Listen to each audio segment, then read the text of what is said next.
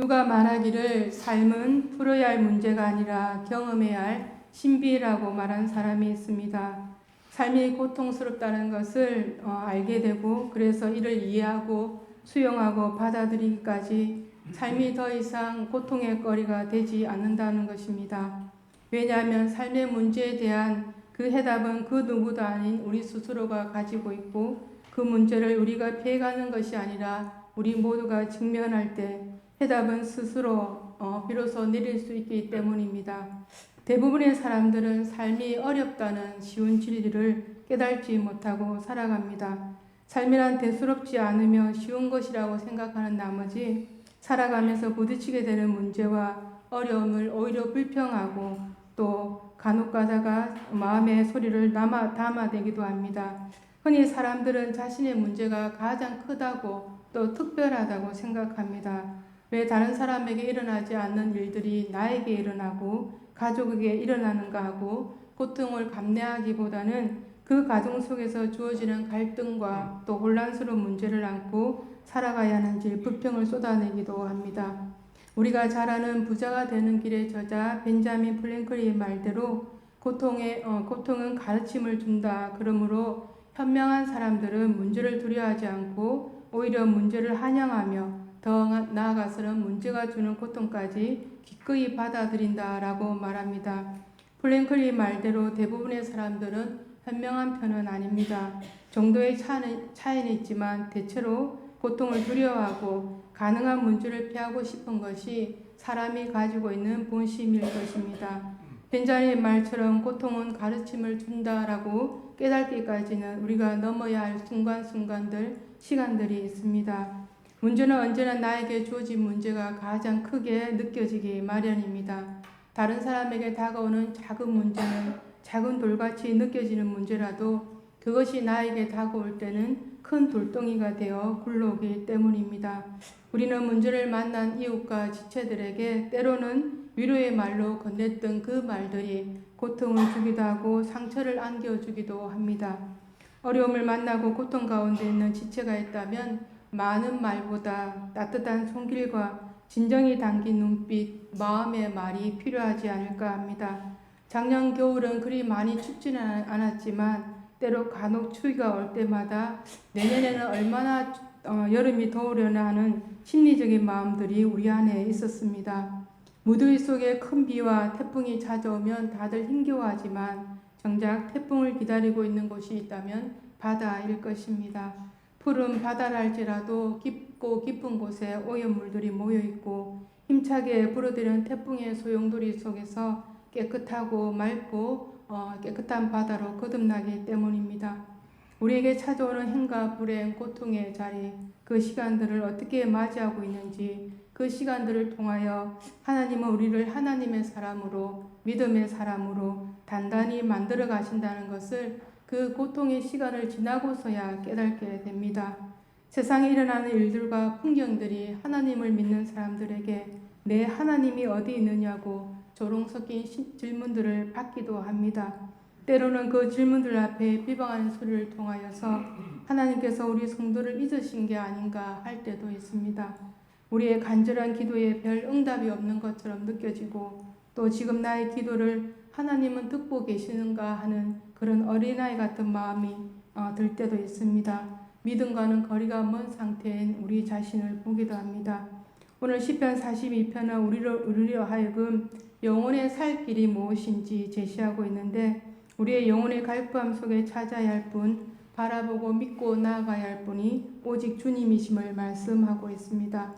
하나님을 찾는 것은 사슴이 시냇물을 찾기에 갈급해하는 것을 빗댄 본절은 사슴이나 시냇물, 갈급함, 내 영혼 등의 표현을 통하여서 먼저 시냇물을 찾아 헤매는 사슴의 모습은 영혼의 갈급함을 토로하는 시인의 호소처럼 지금 절박하고 고통스러운 상황에 처해 있음을 확인시켜 주고 있습니다. 주님을 찾기에 갈급하다는 것은 주님밖에 내가 살아갈 길이 없다는 것을 인정하는 것입니다. 우리가 찾는 참된 갈망의 대상이 하나님이시고 그 하나님의 자녀는 세상의 다른 어떤 것보다 믿음으로 세상을 바라보고 살아가기를 하나님은 바라고 계실 것입니다. 하나님의 마음을 모르고 믿음으로 살지 않는다면 우리의 신앙생활, 가정과 직장, 내가 속해 있는 곳에서 하나님의 살아계심을 보지 못하고 결국 눈에 보이는 것에 의존하는 사람이 되어갈 것입니다. 예수 믿고 온갖 어려움 속에서도 믿음을 이겨내고 오랜 시간 속에 신앙생활하고 기도해왔지만 응답되지 않는 이유만으로 해서 우리는 세상 소리에 우리의 믿음의 자리를 자꾸 내어주고 있습니다. 세례를 통한 믿음의 고백, 감사함으로 받았던 교회 직분도 아무렇지도 않게 세상에 반납하고 세상이 주는 자유가 다인 줄 알고 그렇게 살아갑니다. 오늘 본문의 시인은 고백합니다. 본문 1절과 2절을 우리 다 함께 같이 읽어보겠습니다.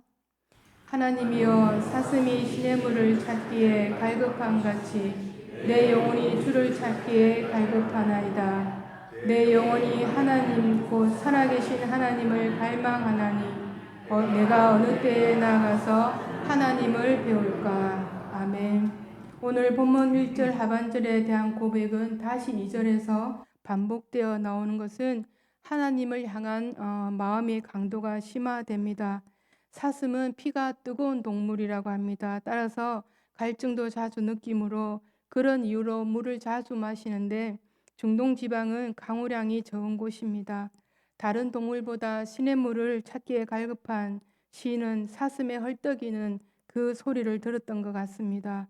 여기서 시냇물은 하나님의 도우심으로 혹은 하나님으로부터 흘러나오는 풍성한 은혜를 강조하고 있습니다. 본문 2절 말씀에 살아계신 하나님을 생존하신 하나님이라는 표현으로 해석되기도 합니다. 생존하신 하나님은 단지 살아 역사하시는 하나님이라는 의미만을 나타내는 것이 아니라 1절과 연결하여 사슴이 찾는 시냇물이 사슴을 생존케 하는 것처럼 하나님께서는 하나님과 교제하고 하나님과 교통하며 하나님께 나아오는 자들에게 더 풍성하고 충만한 삶을 살게 하는 분임을 나타내고 있습니다. 마치 시냇물이 시냇가에 심겨진 나무들을 사시사철 푸르게 하듯이 하나님을 찾아 나오는 사람들의 영육이 강건해지도록 돌보시고 함께 하십니다. 시냇물은 마르지 않고 흐르는 물을 가리키듯 조용히 사모하는 정도가 아니라 헐떡거리는 소리를 내며 갈망하여 찾은 것 같이 하나님에 대한 우리의 갈급함 자체가 벌써 은혜로 다가오게 합니다. 세상 속에서 썩어질 것으로 만족하는 자들은 하나님에 대한 갈급함이 없는가 하면은 우리 또한 믿음을 가진 자들 속에서 하나님에 대한 갈급함이 자꾸 줄어들고 있는 안타까운 현실입니다. 이러한 현실 속에서 오직 하나님의 말씀으로 기업을 세워가는 사람이 있습니다. 미국의 주차 빌딩 설계와 컨설팅을 담당하는 팀 하스의 창업자이고 오바마 정부로부터 국립건축과학원의 이사로 임명된 하형록이라는 사람입니다. 세계적 건축 설계와 팀 하스의 회장으로 이분은 우리나라에서도 글로벌 성공 시대라는 프로에서 소개되기도 하였습니다. 우리나라에 여러 차례 와서 대학 강당에서 젊은이들에게 꿈과 희망을 알려주는 또 목사님으로 되어 있습니다. 이분은 어려서 30대에 아버지가 목사님으로 한센병 환자촌에 들어가서 목회를 하셨는데 아버지가 6.25 때 일어났을 때 학도병으로 참전했다가 죽음과 직면한 상에서 하나님을 부르고 또 살려주시면 평생 하나님을 섬기겠다고 고백합니다. 대부분의 학도병들이 죽었지만 이분의 아버지는 살아남음으로써 망설임 없이 첫 목회지를 한센병 환자들을 섬기는 곳으로 결정하게 되었다고 합니다. 그 당시 하형록 목사님은 어려서 잘 몰랐지만 모든 사람들이 한센병 환자촌에 들어가면 죽으러 가는 것이라고 하였지만 7년을 아무 일 없이 사역을 마치고 한센병 환자촌들을 7년을 섬겼지만 환자촌들의 사람들을 온전히 섬기지 못하였다는 어머니의 고백으로 다시 7년을 그곳에서 더 지나게 됩니다. 세월이 지나 14년의 사역을 마치고 미국에서 건너온 선교사님의 도움으로 미국으로 건너가게 됩니다. 그곳에서 성장하면서 지금의 티마스 회사를 만들기까지 신앙과 비즈니스란 두 가지 영역을 동시에 하면서 잠언 31장의 말씀을 토대로 회사의 핵심 비전을 걸고 신입 직원 오리엔테이션에서 강조합니다. 한국인으로서는 그의 인생에 하나님에 대한 간절함, 가장 절박한 상황 속에서도 한치의 양보도 없이 오로지 하나님을 바라보는 그의 신앙은 곳곳에서 묻어나고 그의 인생 가운데 하나님의 경영 수업은 우리는 어려운 이웃을 돕기 위해 존재한다라고 말합니다. 우리 인생 가운데 찾아오신 하나님을 세상에서 우리를 통하여 또 찾을 때 우리는 뭐라 소개해야 할까요? 시편의 시인은 시인이 찾는 하나님은 살아계신 하나님이셨습니다. 시인은 연약해진 자신을 향해 명령하고 다짐하기를 본문 하반절에 너는 하나님께 소망을 두라 그가 나타나 도우심으로 말미암아 내가 여전히 찬송하리라고 고백하고 있습니다. 인간은 난간에 봉착할 때 낙심하기 일쑤입니다.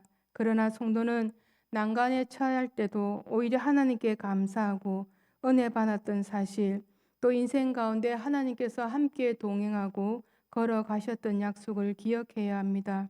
하나님의 약속을 기억하고 그 약속을 이루어 가심을 믿고 바라볼 때 하나님은 우리의 삶 가운데 여전히 변함없이 살아 계십니다. 요한복음 14장 1절 말씀에 이런 말씀이 있습니다. 너는 마음에 근심하지 말라. 하나님을 믿으니 또 나를 믿으라. 아멘. 이 말씀은 제가 마음이 힘들고 고민이 찾아올 때마다 자주 묵상하는 말씀입니다. 이 말씀 속에 마음을 들여다보게 됩니다. 근심이 어디에서 시작되고 난 누구를 바라보고 누구를 믿고 있는지 돌아봐지는 말씀입니다. 근심에서 일어나는 그 자리에 하나님께서는 현존하고 계시는지 아니면 나로 인하여 세상의 방법과 소리들이 채워져 있는지 들여다봐야 하는 말씀이 아닌가 합니다.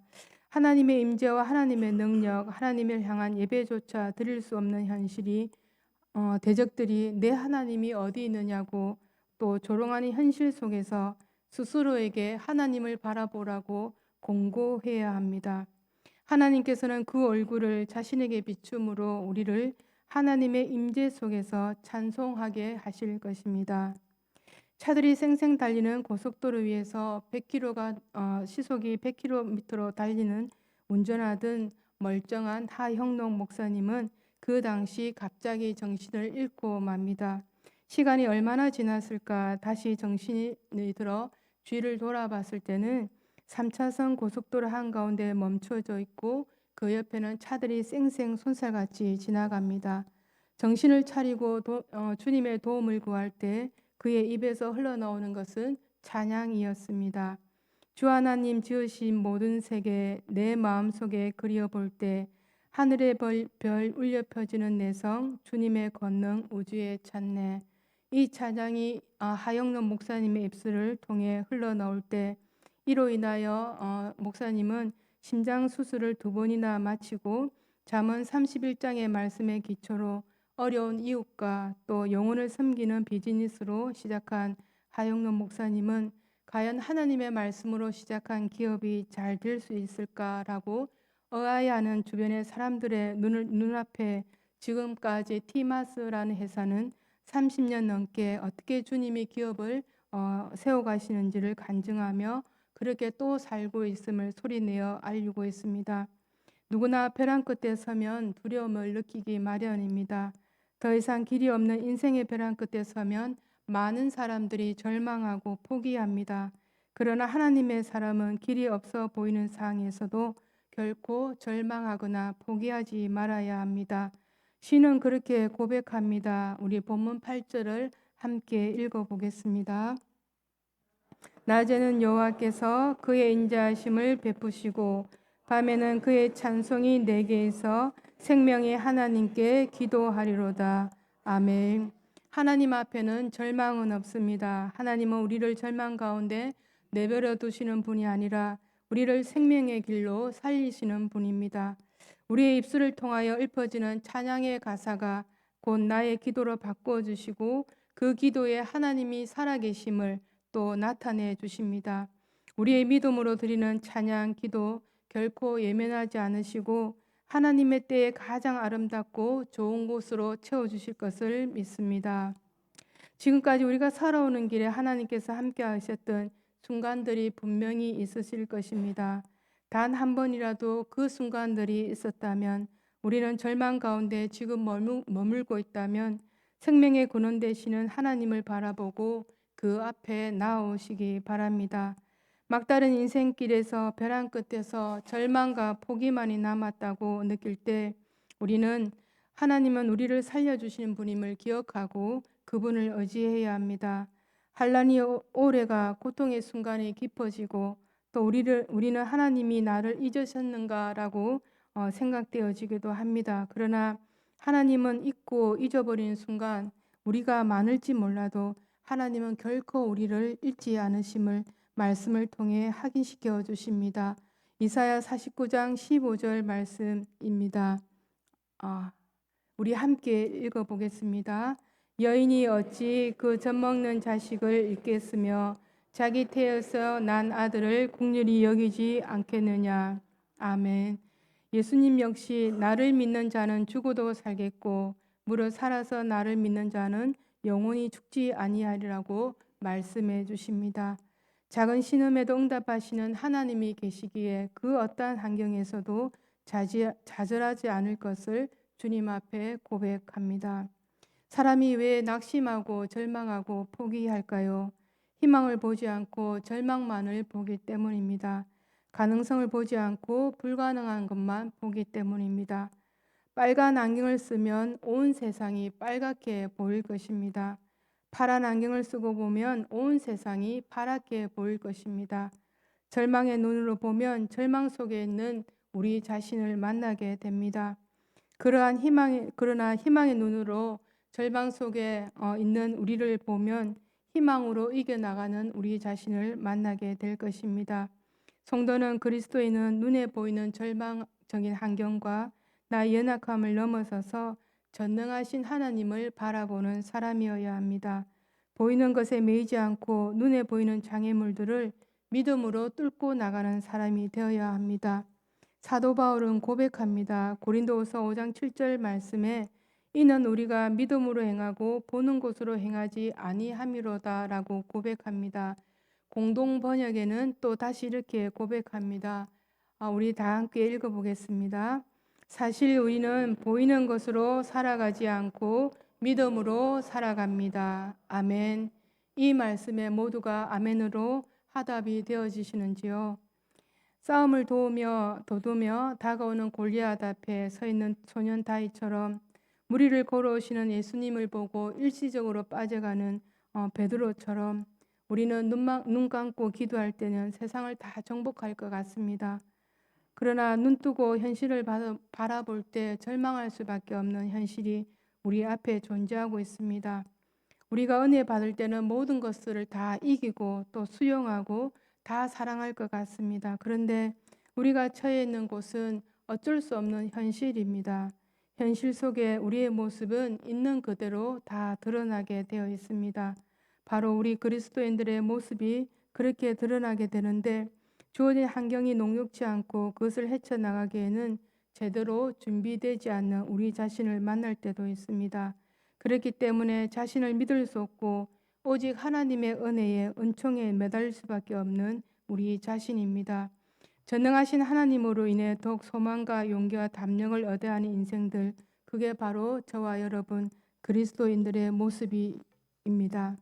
그래서 그리스도인들은 세상 앞에서 두려워하고 영원히 연약한 나를 돌아보면서 낙심하지 말아야 할 것은 오직 우리의 존재 근원 되신 하나님께서는 우리의 삶 가운데 살아계시고 우리 또한 그 살아계신 하나님을 바라볼 수 있기 때문입니다. 세상이 아무리 하야하고 달콤하다 하여도 있어야 할 곳 우리는 이미 출발되어지고 가고 있습니다. 가는 길에 수많은 사람들과 함께 어우러지고 그 가운데 나와 너를 통하여 우리의 아름다운 공동체를 만들어 가야 합니다. 때로는 가는 길에 힘들 때도 있습니다. 태풍이 불어와 바람도 피해가야 하고 그러나 그 속에서 많은 문제들을 만나지만 나를 주저앉게 하는 것이 아니라 나를 다시 딛고 일어설 수 있는 것이 바로 우리 하나님이 계시기 때문입니다. 우리의 인생의 페이지는 어떤 토대 위에 세워가기를 원하십니까? 시편의 시는 영혼의 갈급함을 하나님 안에서 찾기를 갈망하였고 하나님의 도우심으로 진정한 찬양을 드릴 수 있었습니다.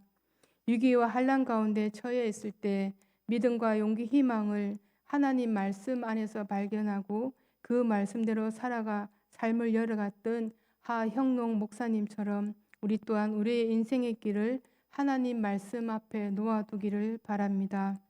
하나님 앞에 놓아둘 때 하나님의 말씀은 지금부터 영원까지 우리에게 길이요 진리요 생명이 되어주실 것을 확신합니다.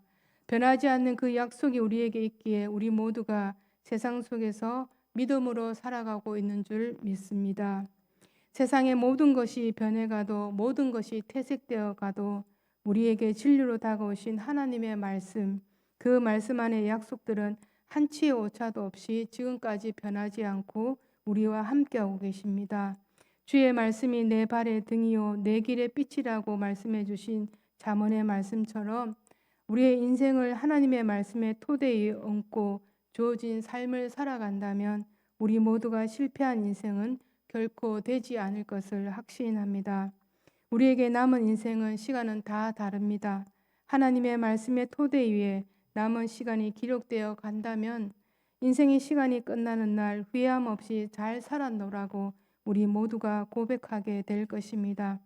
새롭게 시작되는 한 주의 삶도 하나님의 말씀을 붙들고 주어진 삶을 살아갈 때 저와 여러분의 모든 삶 속에서 하나님께서 살아계심을 또 확신하고 우리 모두가 함께 영광 돌리는 저와 여러분이 되시기를 간절히 축원드립니다.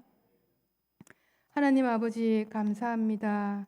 저희들이 모든 시간대 이처럼 사랑하여 주시고 오늘 이 시간까지 변함없이 하나님의 성전에 머물게 해주셔서 감사합니다. 하나님께서 사랑하는 은총교회의 성도로서 오늘 이 시간까지 믿음을 지킬 수 있도록 인도해 주셔서 감사합니다. 하나님 우리의 연약함을 아시오니 하나님 우리의 인생을 하나님 앞에 말씀 앞에 놓아두기를 원합니다. 하나님 우리를 붙들어 주시고 한 주의 삶도 승리하며 살아갈 수 있도록 주님 축복하여 주시옵소서. 감사드리며 예수 그리스도의 이름으로 기도드리옵나이다. 아멘.